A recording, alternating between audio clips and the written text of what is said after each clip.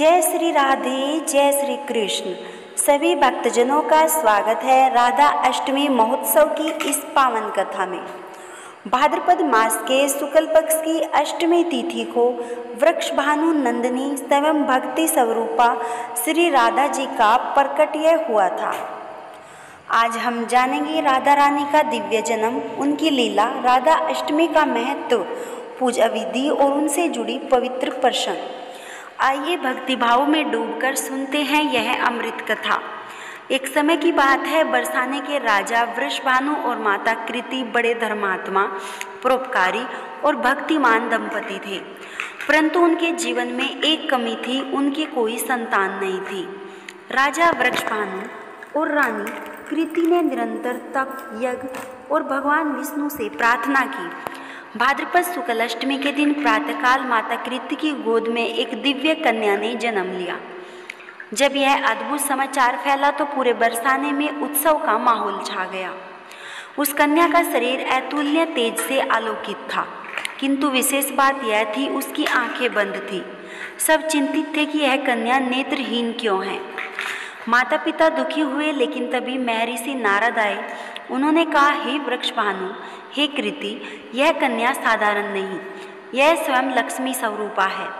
जब ये अपने प्रियतम श्री कृष्ण के दर्शन करेगी तभी इनकी आंखें खुलेंगी। समय बीता। एक दिन नंद बाबा अपने बाल कृष्ण को लेकर वृषभानु के घर आए।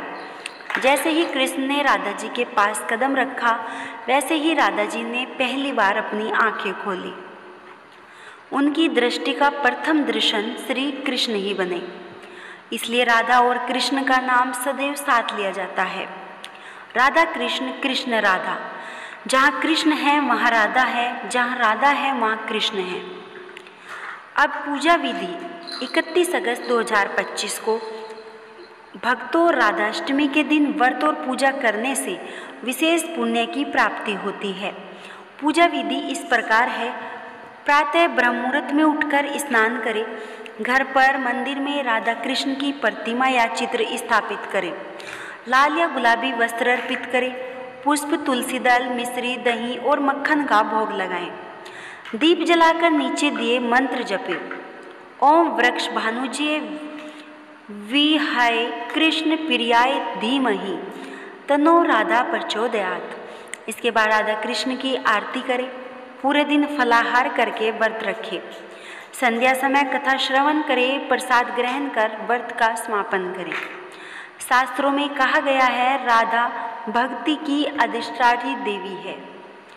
कृष्ण केवल शक्ति है, राधा उस शक्ति का प्राण है। ब्रजभूमि में लोग कहते हैं, राधा नाम बिना कृष्ण का नाम ही अधूरा है, कृष्ण का जाप ही अधूरा है। राधा अष्टमी के दिन व्रत करने से घर में सौभाग्य आता है, पति पत्नी में प्रेम बना रहता है, संतान सुख और समृद्धि मिलती है और भक्ति मार्ग में साधक को सफलता प्राप्त होती है। महापुराण में कहा गया है, राधा नाम स्मरेन पापाना नाशन भवेत्, अर्थात केवल राधा नाम का स्मरण करने से ही जीवन के पाप मिट जाते हैं। भागवत महापुराण और ब्रज की लोक कथाओं में वर्णन है, राधा जी के बिना कृष्ण की लीला अधूरी है। उनका प्रेम केवल लौकिक नहीं बल्कि आत्मा और परमात्मा का मिलन है। भक्त कहते हैं, राधे रानी का जन्म दिवस है, बरसाने में छाया उत्सव विशेष है।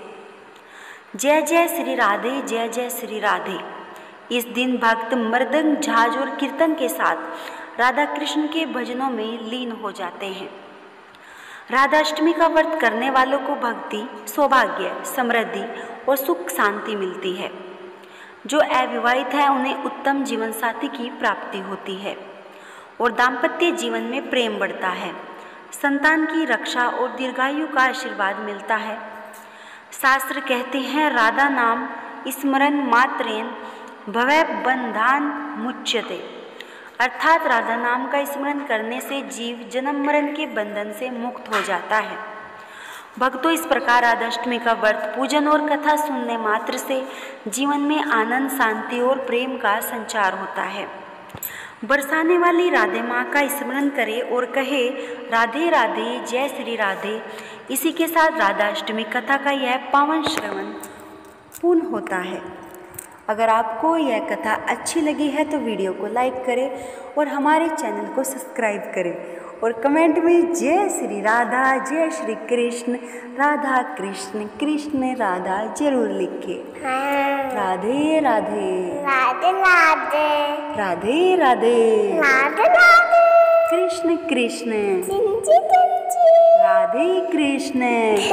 हे